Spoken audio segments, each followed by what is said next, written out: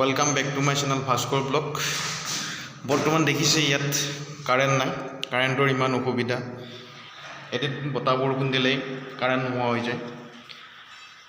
Actually আমাৰ মোবাইলত যিটো চাৰ্জৰ কেপাচিটি থাকে সেই কেপাচিটি যথেষ্ট পৰিমাণে ঠিকেই থাকে, কিন্তু চাৰ্জ শেষ হোৱাৰ পিছত আমি যদি কাৰেণ্টত চাৰ্জ দিওঁ, চাৰ্জ হওঁতে নাই বুলি 2-3 ঘণ্টা লাগি যায়।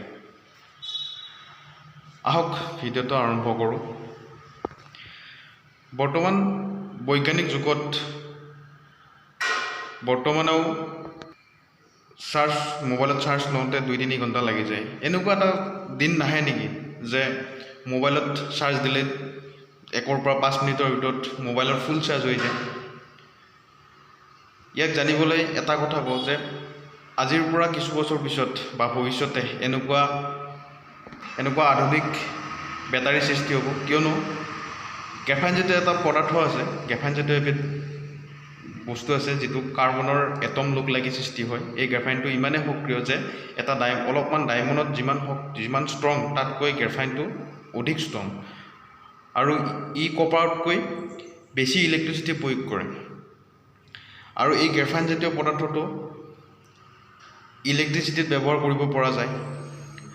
আমাৰ আৰক্ষী জোৱান হওক, সামৰিক বাহিনী হওক, যিবিলাক বুলেট প্ৰুফ থাকে এই বুলেট প্ৰুফত ব্যৱহাৰ কৰিব পৰা যায়, কিয়নো ই অধিক শক্তিশালী।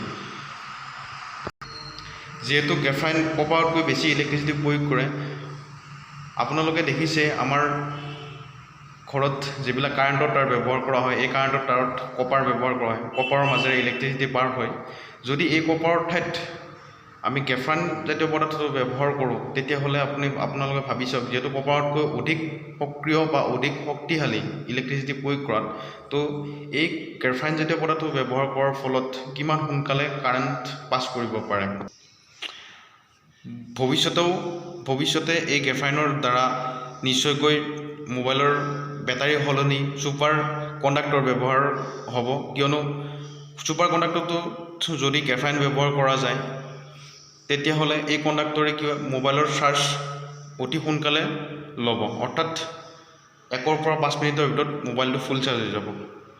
আৰু বৰ্তমান মোবাইলত যিবিলাক বেটাৰী দেখা পোৱা যায়, যিবিলাক বেটাৰী আছে, এই বেটাৰীৰ যিটো চাৰ্জ ফুল হোৱাৰ পিছত মোবাইলটোত যিদৰে লাহে লাহে বেটাৰী এৰি দিয়া যায়, এই বস্তুটোৰ লগত যদি গ্ৰেফাইন লগাই ছুপাৰ কণ্ডাক্টৰটো আৱিষ্কাৰ কৰে বা কণ্ডাক্টৰটো ওলায়, তেতিয়াহ'লে কি হ'ব, ছুপাৰ কণ্ডাক্টৰটোৰ জৰিয়তে আমাৰ বিদ্যুতৰ পৰা যেতিয়া চাৰ্জ দিয়া যায়, তেতিয়া এই ছুপাৰ কণ্ডাক্টৰটোৱে অতি সোনকালে চাৰ্জ ল'ব, অৰ্থাৎ 1 পৰা 5 মিনিটৰ ভিতৰত মোবাইলটোত ফুল চাৰ্জ হ'ব। আৰু বেটাৰীৰ যিটো চাৰ্জ এৰি দিয়াৰ ক্ষমতা থাকে বা চাৰ্জ লাহে লাহে এৰি দিয়ে, সেইটো ব্যৱহাৰৰ ফলত কি হ'ব, ছুপাৰ কণ্ডাক্টৰটোৰ জৰিয়তে মোবাইললৈকে লাহে লাহে চাৰ্জ কমি যাব।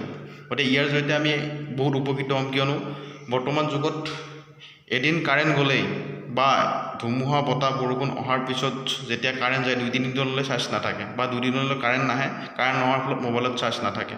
তো যদি এই ছুপাৰ কণ্ডাক্টৰটো মোবাইলত ইউজ হয়, তেতিয়াহ'লে আমাৰ এটাই সুবিধা হ'ব যে ই সোনকালে চাৰ্জ ল'ব, 1 পৰা 5 মিনিটতে চাৰ্জ হ'ব, আৰু 2-3 দিনলৈকে আৰামত চলি যাব পাৰে। গতিকে কিমান সুন্দৰ হ'ব।